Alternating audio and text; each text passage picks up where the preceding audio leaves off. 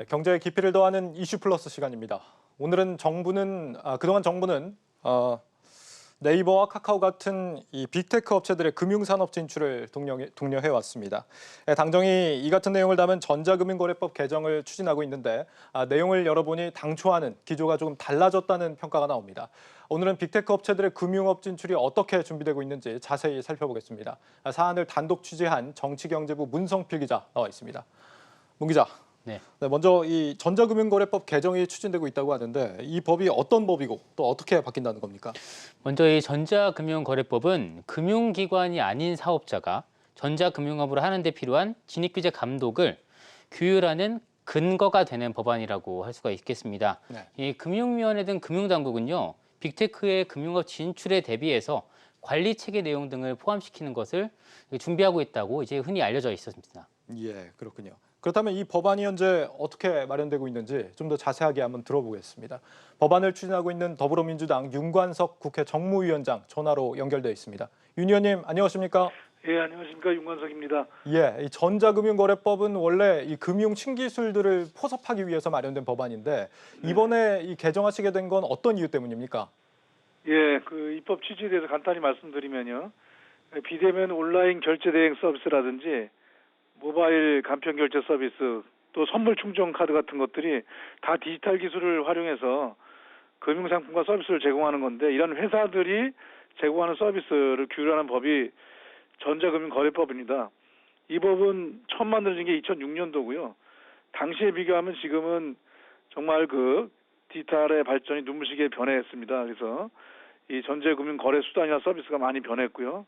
당시 정급법을 만든 목적이 포인트 마일리지 정도였기 때문에 지금같이 모바일 뱅킹이나 스마트폰이 전혀 활성화되기 전에 그런 법입니다. 그 사이에 핀테크 혁신도 일어났고 모바일 인터넷도 많은 변화가 있었고, 또 네이버라든지 카카오 같은 인터넷 플랫폼사들이 자금 이체업이라든지 금융상품을 중개하고 주선하는 그런 금융 서비스 제공 단계까지 눈부시게 발전을 했습니다. 그래서 이제 디지털 전자금융 서비스의 진화를 기존의 오래된 법만 갖고는 담을 수가 없게 돼버렸습니다. 그래서 올해 7월 달에 디지털 금융 종합 혁신 방안이 발표가 있었고요. 이후에 업계의 의견을 두루 수렴해서 주요 쟁점들을 검토해서 현재 전자금융거래법의 법 개정 작업을 추진하고 있습니다. 그렇군요. 예, 이번 개정을 진행하시면서 금융사들과 IT 플랫폼 업체들을 두루 좀 만나보셨다고 들었는데 업계에서는 반기는 분위기입니까? 예, 뭐 여러 가지 의견이 있습니다. 기존 금융사들도 만나봤고, 또 핀테크 업계도 만나봤고, 또 빅테크 쪽도 만났습니다. 여러 가지 본인들 중심으로의 판단과 의견이 있습니다만, 일단 이런 새로운 전자금융거래의 디지털 금융 혁신에 대해서의 방향에 대해서는 불가피하고 또 그렇게 해야 된다, 이런 것들에 대해서 입장이 같았고요.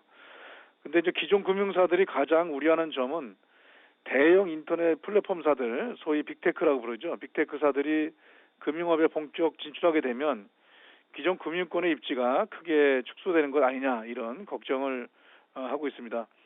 대표적으로 빅테크사가 고객에게 은행 계좌와 별 차이가 없는 계정을 발급해서 자금 송금이나 수취를 지원하기 시작하게 되면 지금까지 그동안은 은행이 계좌 이체 기능을 독점해 오지 않았습니까? 이런 것들이 이제 그쪽으로 함께 뺏기는 것이라는 우려도 있었고요. 또 후불 결제 같은 서비스가 허용되면 카드사가 할 수 있었던 신용거래 서비스도 잠식할 수 있다라는 우려를 갖고 있습니다.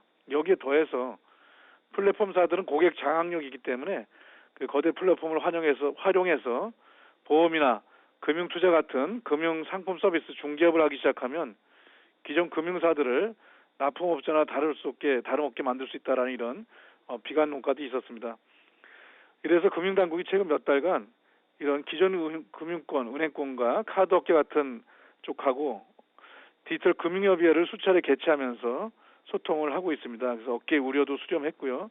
저희도 막바지 법안 손질하는 과정에서 금융이나 관련 업계 이런 부분들을 많이 전달받고 상의하고 고민하고 있는 과정입니다. 예.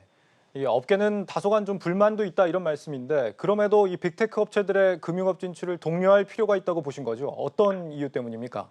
예, 그렇습니다. 빅테크의 금융업 진출을 확대한 정급법 개정안을 추진하게 된 것은 어떻든 금융 소비자를 중심으로 하는 관점입니다. 우리 금융을 소비하는 금융 소비자들이 이 디지털 금융 혁신을 통해서 편리하게 되고 이익이 많이 생깁니다. 편익을 증진하고 또 금융시장이 좀 더 금융 소비자 이용자의 친화적으로 진화시킨다는 점에서 이 점은 누구나 다 기존 업권도 부정하지 않는 그런 변화입니다. 그래서 이 변화의 방향은 그대로 갈 수밖에 없다고 보여지고요. 이용자 중심의 금융혁신에서 빅테크가 일종의 매기 역할로서 촉진제 역할을 할 수 있다라는 기대도 있는 것도 사실입니다. 그래서 은행이나 카드사 같은 기존 금융회사들도 디지털 금융혁신의 대세나 빅테크의 금융 진출 자체를 반대하지는 않습니다.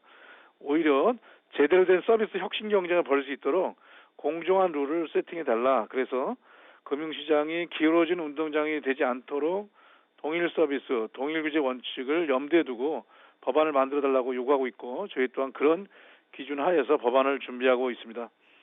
디지털 금융혁신이 쉬운 길은 아닙니다. 그러나 가야 될 방향이기 때문에 현재 정급법 개정 작업을 다양한 기존 업권 또 새로운 핀테크, 빅테크, 새로운 디지털 금융을 추진한 쪽과 함께 금융 소비자의 편익 제고와 금융 산업의 경쟁력 강화에 기여할 수 있는 방향으로 마무리 작업을 잘 하도록 하겠습니다. 네, 의원님 오늘 말씀 고맙습니다. 예, 감사합니다. 네, 국회 정무위원장을 맡고 있는 더불어민주당 윤관석 의원이었습니다. 네, 전자금융거래법 개정안이 어떻게 마련 중인지 들어봤습니다. 이렇게 빅테크 업체들이 금융업에 더 적극적으로 뛰어든다면 소비자들은 어떤 서비스를 이용할 수 있게 되는지 김태학 기자가 알아봤습니다. 앞으로는 네이버와 카카오에서도 금융계좌 개설이 가능해질 전망입니다. 전자금융거래법 개정으로 종합지급결제사업자 제도가 도입되기 때문입니다. 종합지급결제사업자로 지정되면 예금과 대출 업무는 할 수 없지만 하나의 플랫폼에서 급여 이체와 카드 대금, 보험료, 공과금 납부 등 계좌 기반 서비스를 한 번에 제공할 수 있습니다. 사용자들이 은행을 거치지 않고도 핀테크들의 금융 서비스를 활용할 수 있게 되는 겁니다. 금융산업 전반적인 혁신을 좀 가속화시키는 측면에서 아주 바람직하다고 생각을 하고요. 실제 저비용 고효율의 지급결제 산업이 크게 확산되고 혁신적인 서비스가 다양하게 출시되는 긍정적인 효과를 기대할 수가 있을 것 같습니다. 종합지급결제 사업자들은 은행처럼 이자를 줄 수는 없지만 결제 시 포인트 등 보상을 통해 고객 모집에 나설 수 있습니다. 네이버와 카카오 같은 빅테크들이 이 같은 수단을 활용해 공격적으로 마케팅을 벌일 경우 은행이 독점해오던 계좌 기반 서비스 시장을 빠르게 잠식할 것이란 전망입니다. 페이 서비스 업체들에게 후불 결제 기능을 허용하는 것도 큰 변화입니다. 기존 페이 서비스는 선불 충전을 하고 충전 금액 안에서만 결제가 가능했지만 앞으로는 간편 결제 충전 금액이 부족할 경우 나머지 금액에 대해 30만 원까지 후불 결제가 가능해집니다. 간편 결제사들에게 페이 후불 결제 형태로 소액 여신업이 허용되면 빅테크와 카드 업계의 성장 명암은 더욱 뚜렷해질 전망입니다. 올해 3분기 금융결제 추이를 보면 네이버 파이낸셜과 카카오페이의 거래액은 전년보다 각각 약 62%와 39% 늘어났습니다. 반면 카드사들의 신용카드 승인 금액 증가율은 약 5.4%로 한 자릿수 성장에 머물렀습니다. 마케팅 비용이라든가 충당금이라든가 그런 어떤 리스크 관련된 각종 규정들이 여전법하고는 좀 많이 상이한 걸로 알고 있고요. 기존에 이 업을 하고 있는 여전사들과 카드사들과 동일한 수준의 형평성이 좀 이루어진 상태에서 공정하게 이제 좀 경쟁을 할 수 있는 그런 이제 환경이 조성이 되는 게. 한국경제TV 김태학입니다. 그런데 이 빅테크 회사들의 금융업 진출을 독려하기 위해 마련된다던 이번 전자금융거래법 개정안에는 이들 기업에 대한 강력한 견제 장치도 포함된 것으로 보입니다. 대형 IT 회사들이 금융업을 독과점할 수 있다는 걱정과 함께 금융 소비자 보호 이슈가 화두로 떠올랐기 때문입니다. 문성필 기자의 단독 보도입니다. 이번 전자금융거래법 개정안에는 빅테크 회사들에 대한 금융업 진출 관리 체계가 담겼습니다. 특히 전자금융업자인 빅테크가 합병, 분할, 분할합병, 해산, 전자금융업 양도 또는 양수를 하려면 금융위원회의 승인을 받도록 했습니다. 금융안정과 이용자 보호를 위해 빅테크를 대상으로 한 관리 감독 체계가 필요하다는 겁니다.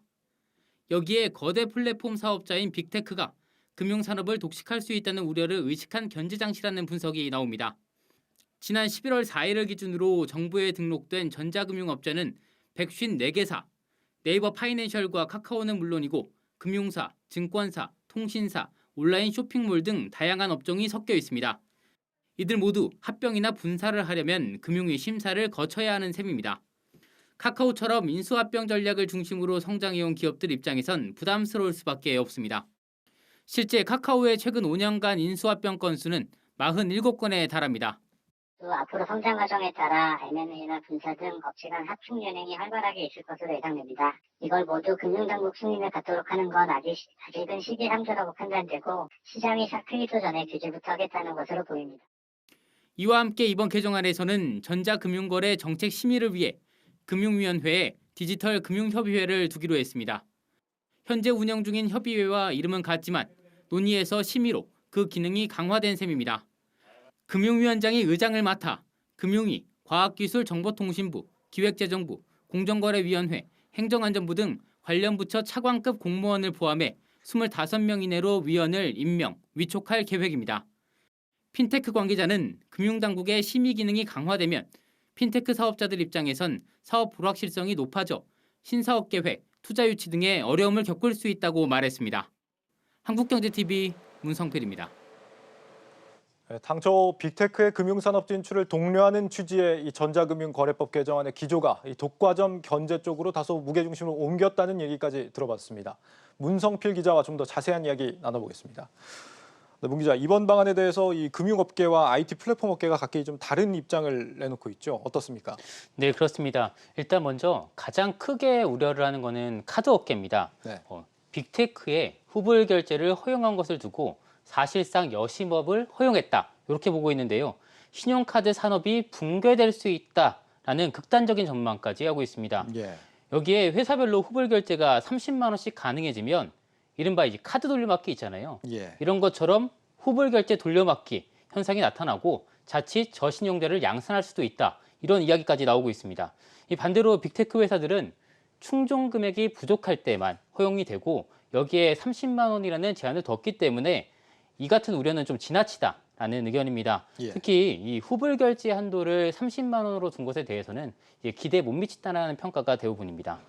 이렇게 양측 입장차가 있다 보니 정급법 개정안에 모든 것을 명시하기보다는 시행령을 통해서 세부적인 내용을 담을 것이 유력해 보이는데요. 특히 업계 간 이견차가 큰 사항은 시행령에 담길 것으로 보입니다. 네, 이번 개정안이 공식적으로 아직 발의가 안 됐죠. 언제쯤 법안이 통과될 것으로 예상이 되고 있습니까? 앞서 말씀을 드렸던 것처럼요, 이 정금법 개정안이 금융산업 전반에 미치는 파급력이 굉장히 클 것으로 예상이 되기 때문에 네. 세부 내용 조율에 특히나 다소 시간이 걸리는 모양새입니다. 이 국회 관계자에 따르면 금융위원회는 빅테크 회사들의 행위 규제 등에 대한 최종 검토 단계에 들어간 것으로 알려져 있는데요. 이 막판 의견 조율로 진통을 겪고 있다고 합니다. 정급법 개정안 대표 발의는 이르면 이번 주, 늦어도 다음 주에는 대표 발의가 될 것으로 보이는데요. 대표 발의가 이루어지면 국회 정무위원회에서 여야가 법안을 심사하고 협의하게 됩니다. 네. 정부와 여당은 이르면 올해 말, 늦어도 내년 초에는 정급법 개정안을 통과시키는 것을 목표로 하고 있습니다. 네, 정치경제부 문성필 기자였습니다. 문 기자 잘 들었습니다. 네.